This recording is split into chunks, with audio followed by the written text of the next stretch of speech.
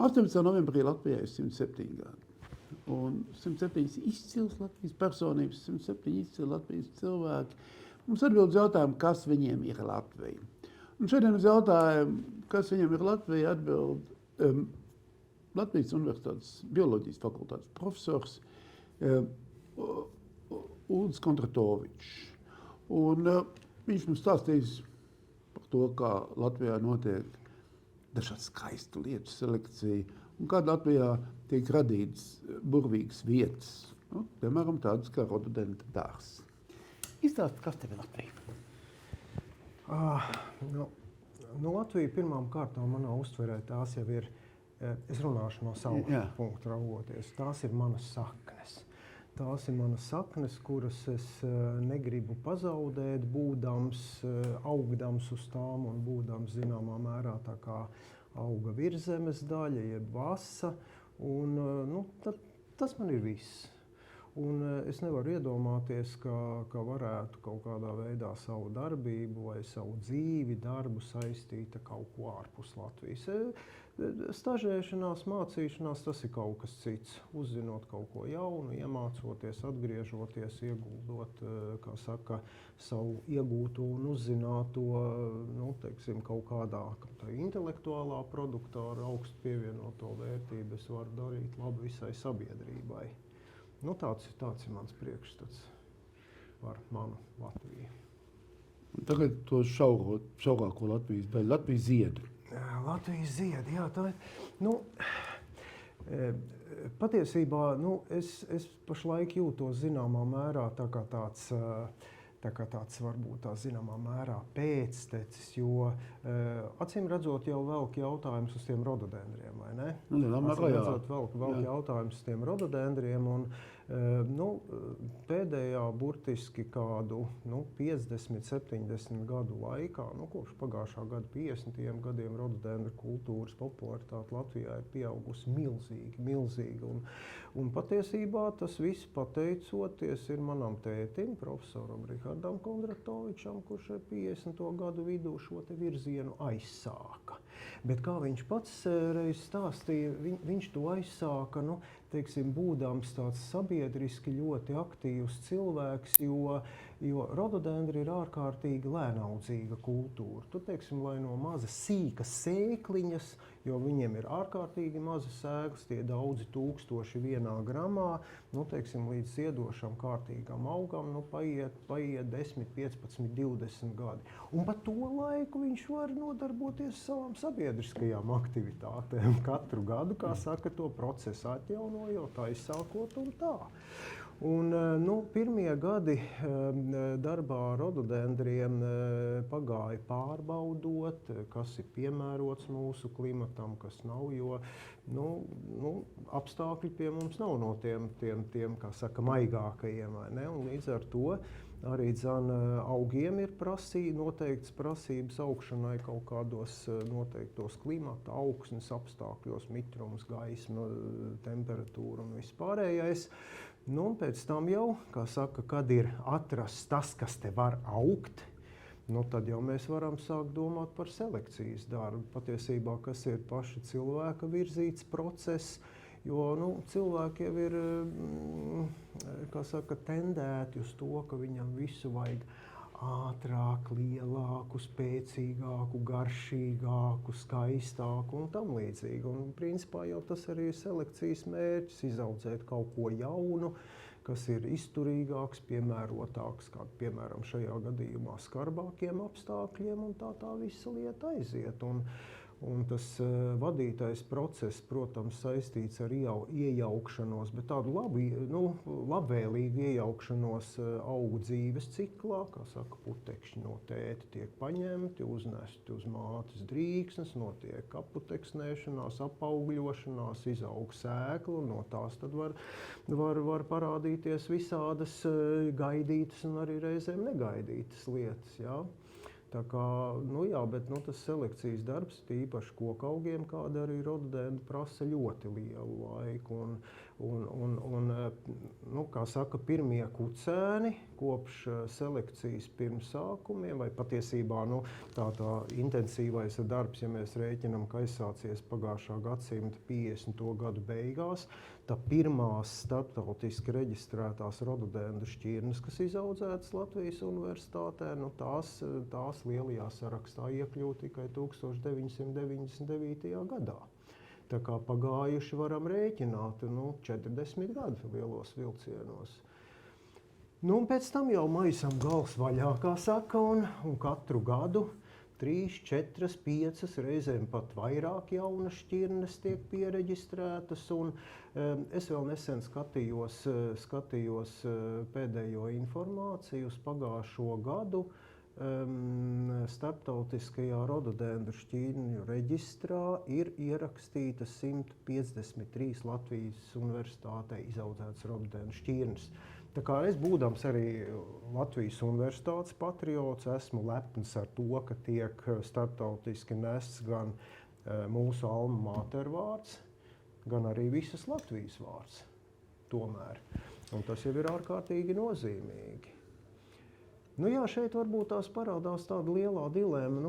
Cilvēki strādā, un cilvēki strādā droši vien dažādu motīvu vadīt. Protams, viens ir maizes darbs, otrs ir tas, ka viņam dikti patīk, un viņa maizes darbs var sakrist ar viņa aizraušanos vai hobiju un tam līdzīgi, kas varbūt ir tas vislabākais, tad varbūt cieši citas dzīves sfēras. Bet, patiesībā tam visam, par to visu var pateikties zināmā mērā vienam cilvēkam, vai ne? Rihardam Kondratovičam. Jā, Rihardam Kondratovičam. Es pats neesmu tiešā veidā iesaistījies rododendru selekcijas darbā, kaut arī 1993. gadā es aizstāvēju savu doktora disertāciju tieši par rododendriem un konkrēti par rododendru pavairošanu, jo te rodas lielā dilemma. Tātad selekcionārs grib parādīt, ka viņš ir strādājis. Tas ir normāli. Ieraksts reģistrā, lūk, selekcionārs tāds un tāds, izaudzēts tur un tur, Latvijas universitāte, Kondratovičs vai kāds cits selekcionārs. Un tagad, tas ir jāreklamē fakts, vai ne? Un parādās, teiksim, mājaslapā vai mēdījos. Un tagad nāk cilvēki, klausieties, mēs redzējām, ka ir izaudzēta jauna šķirne, es viņu gribu nopirkt. Man tad vajadzētu 5 tos, 8 tos, 15 tos, bet ir problēma, viņi vēl nav savairoti. Un principā tā savairošana, rododendru šķirņu savairošana, tā arī bija un joprojām ir mana pētniecības darba tēma. Jo šķirņu vairošana tur atkal nav tik vienkārši, tur sēklām neies cauri, tur jāizmanto auga veģetatīvās daļas. Teiksim, dzīnumi jāapsakņo vai arī jāpotē, jo šeit nedrīkst iejaukties dzimuma process. Pretējā gadījumā pēcnācējs būs pilnīgi savādāks. Gluži tāpat tās kā cilvēki ir dažādi. Sākumā tas viss bija Latvijas Universitātes botaniskā dārza, Pārdaugavas centrā.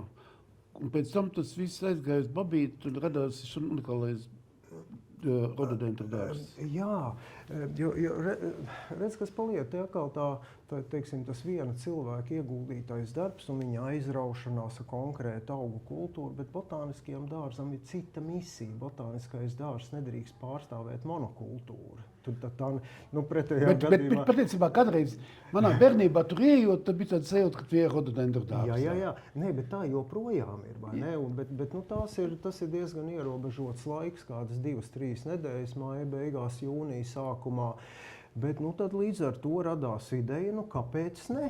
Kāpēc ne? Un tad tā laika, principā tas oficiālais dibināšanas gads ir 1980. Kaut kad vasaras vidū, ja nemaldos, bija kaut kāds jūlijas, un tad bija rektora pavēle un izveidots, un Latvijas PSR valdība ir piešķīrusi universitātei to un šito, vai ne? Pa laimas to zemes gabalu pēc nacionalizācijas, kā saka, denacionalizācijas nepieteicās. Jā. jā. Un tā kā tas arī, tas joprojām ir universitātes īpašums, un tur arī viss tas darbs patiesībā notiek. Bet botāniskajā dārzā, protams, ir saglabājušies salīdzinoši seni, vietām arī netik seni stādījumi, un tā tiešām ir ļoti krāšņa vieta Pārdaugavā. Jā, tu esi arī izaudzis, patiesībā tu esi izaudzis botāniskajā dārzā. Jā, es esmu izaudzis Man liekas, pat botāniskajā mājā tu esi izaudzis botāniskajā dārzā. Jā, tieši tā, jau pirmie mani 10 dzīves gadi no 1963. līdz 73. pagāja botāniskajā dārzā. Ko nozīmē Latvijai botāniskais dārzs? Pasaki man, cik tas ir vērtība? Tā ir kaut kāda mums šausmīga vērtība visai nācijai, šis botāniskais dārzs. Tā patiešām ir šausmīga vērtība visai nācijai, bet uz šo jautājumu, man liekas, jāskatās mazliet plašākā kontekstā, jo pēc būtības botānisko dārzu misija, teiksim, tas lielais vēstījums, lielā funkcija, tās augu bioloģiskās daudzveidības saglabāšana. Līdz ar to arī Latvijas Universitātes botāniskais dārzs, tāpat tās kā Nacionālais botāniskais dārzs Salaspilī, tie ir starptautiska līmeņa spēlētāji, kas nodarbojas ar sēklu materiālu apmaiņu, ar augu materiālu apmaiņu, vienlaikus veids pētījums un uzglabā augu ģenētisko materiālu tādā vai citādā veidā. Pie mums pārsvarā kā tā ir sēklu banka, vai ne? Tā kā līdz ar to man ir ļoti grūti pateikt, teiksim, botāniskā dārza nacionālo nozīmi, kaut arī, protams, mums ir botāniskajā dārzā tātad nodaļas tieši, kuras pārstāv, teiksim, Latvijas lepnums, vai ne, bet tajā pašā laikā, būtisks akcents jāliek ir starptautiskajā kontekstā. Man ir tāds pašam priekš sevis izzinošs jautājums. Vai jūs rododendru sēklas arī vedat uz Svalbāru? Godīgi sakot, es nemāku pateikt, bet man nav īstas iespējams, ka kāds sēklu speciālists, varbūt no Latvijas valsts auga aizsardzības dienas tur ir bijis, bet es nezinu nevienu konkrētu cilvēku, kas tajā, kā saka, globālajā sēklu bankā būtu bijis konkrēti. Bet es pieņemu, ka tā ir vienkārši mana nezināšana. Bet tas, no vienas puses raugoties, man arī diezgan liels sapnis varētu būt. Tomēr mūžīgā sasaluma zona, tuneļi, stabils klimats, tur -18 grādi. Tā ir interesanta lieta, par kuru pastāv arī dažādas sazvērstības teorijas, par cik tur Billa Geits un Melindas Geits fonds ir ieguldījis līdzekļus, vai viņi kaut ko neperina vajadzības gadījumā, kā saka, lai varētu iegūt, teiksim, valdījumu pār pasaules ģenētiskā materiāla dārgumiem un tam līdzīgi. Bet tās sazvērstības teorijas bieži vien ir galīgi greizas, bet cilvēkiem jau patīk tādas stāsti. Beigās vēlējums Latvijai?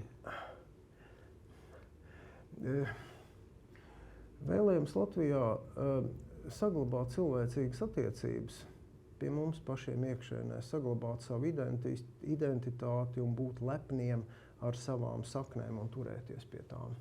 Paldies par stāstījumu. Paldies!